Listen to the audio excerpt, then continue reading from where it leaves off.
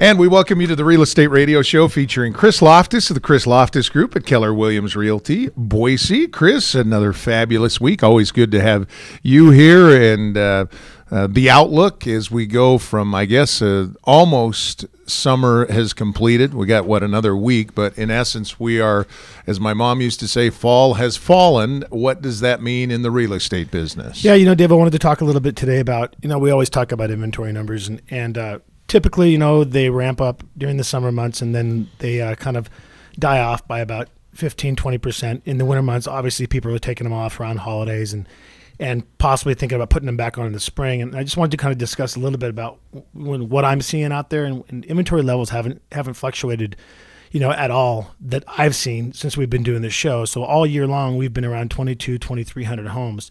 Home sales are up. We talked about market appreciation or correction of 16%. So we're seeing some really good signs. Commercial construction is doing extremely well, especially over on Eagle Road and Meridian there.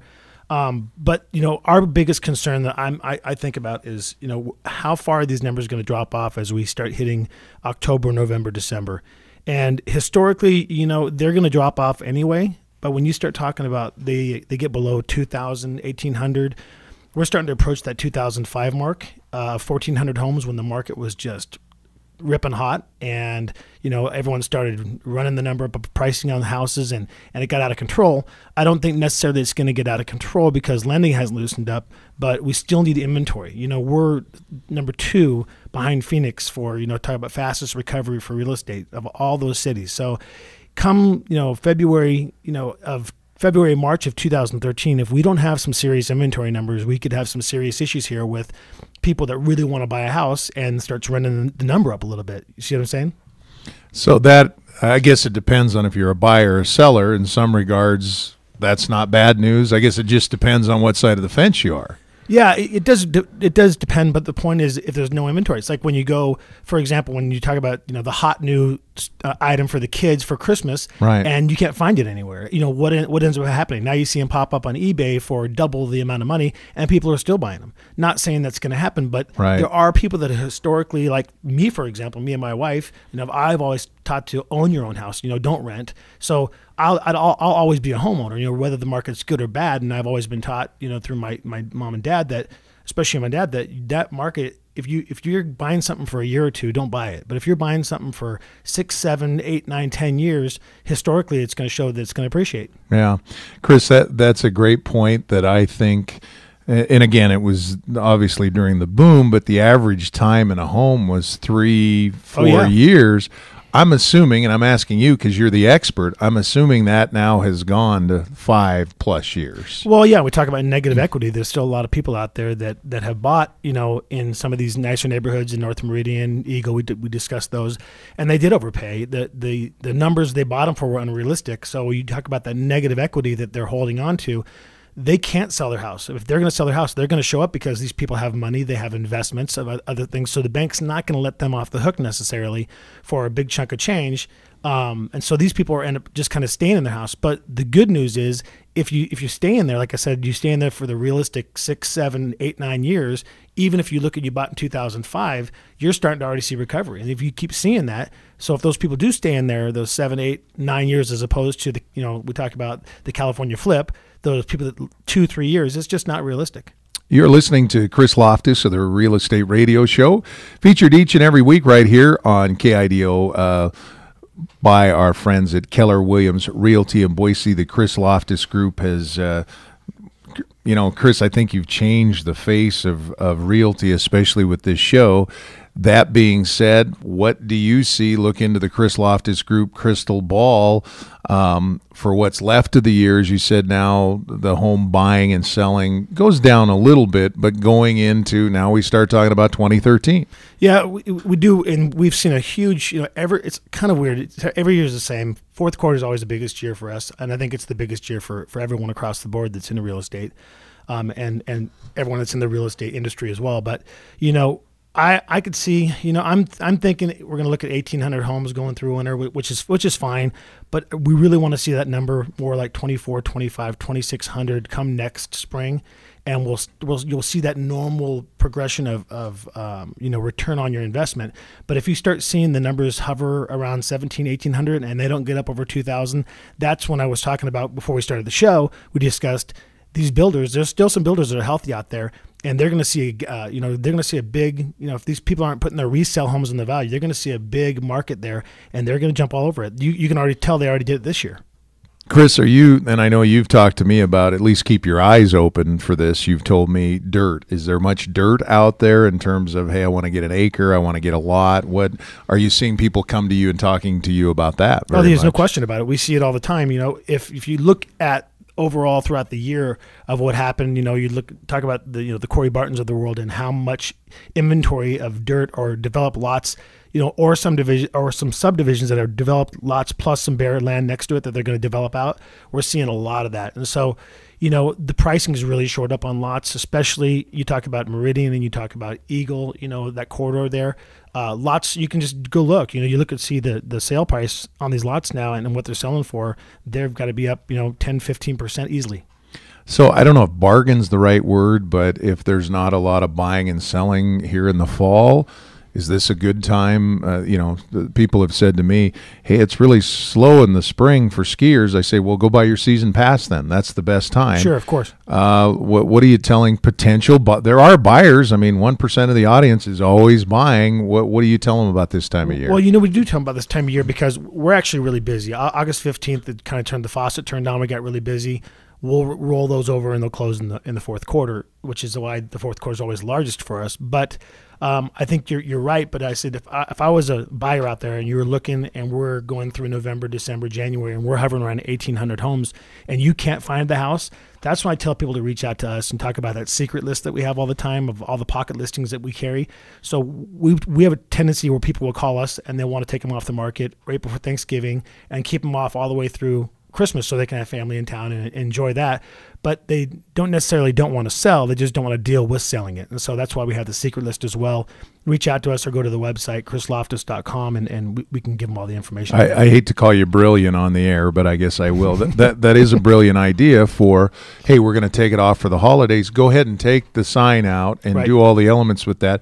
But reach out to Chris and you'll put it on that secret list. Now, if this is the first time you've listened to our show or you haven't heard about the secret list, Chris, you've discussed, little kids, keeping the house clean, big kids, as in relatives, teenagers. Hey, we don't want to know that mom and dad are thinking about moving.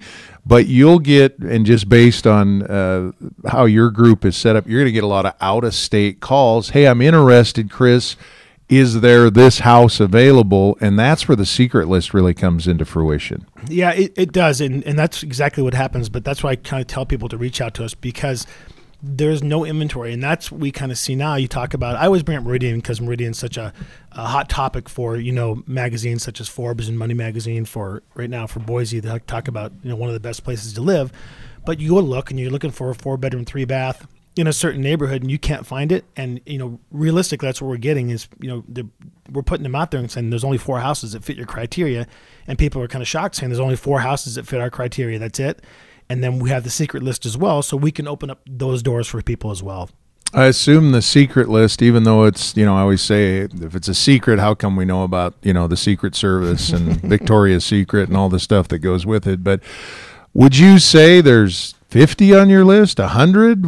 Or can you tell me? We probably have, I don't know, maybe, I probably say we'll probably have 15, 20 that we've kind of, accumulated. Yeah. And it's not necessarily what people call it the secret list. It's just people that just, like you said, little kids, they don't want to deal with listings. They don't want to deal with, realtors coming through their house and people knocking on the door, sign in the yard, the parents asking why they're moving, what's wrong, So I said, go to the website. You can log on there. There's a deal you can click on and just kind of fill out the form and we'll get back to you.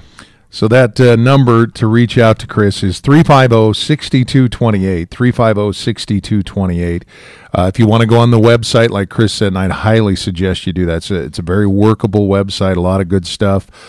Fact is, last week we got to talk to your website guru as well. That was kind of cool. Yeah. ChrisLofthus.com. That's ChrisLofthus.com. And I think that secret list makes a lot of sense. You're not necessarily going to be able to go on the website and look at what's on the folks. That's why it's on the secret list. But if you reach out to Chris and there's a certain criteria, he needs to know you're serious and everything that goes with it. And you can say, I'm looking for something. Chris, I'm going to role play with you.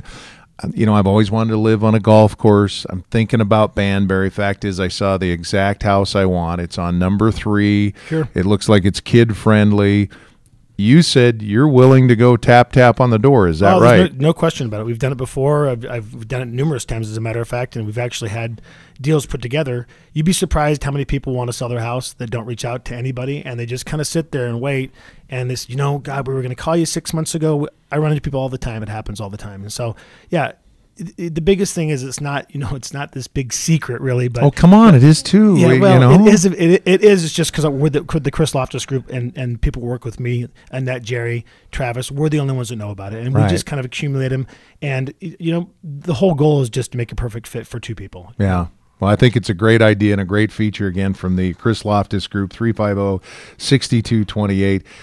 Chris, I'm excited about the guests that you brought on because I can give a personal testimonial because Tom Morton of the Land Construction Group, Tom, right after he was on the show, I think it was in the spring, and Claudia happened to be walking by, and she said, I don't know who that guy is, but I want him coming. And I was like, what guy are you talking about? She said, no, I want Tom to come over and do some landscaping work.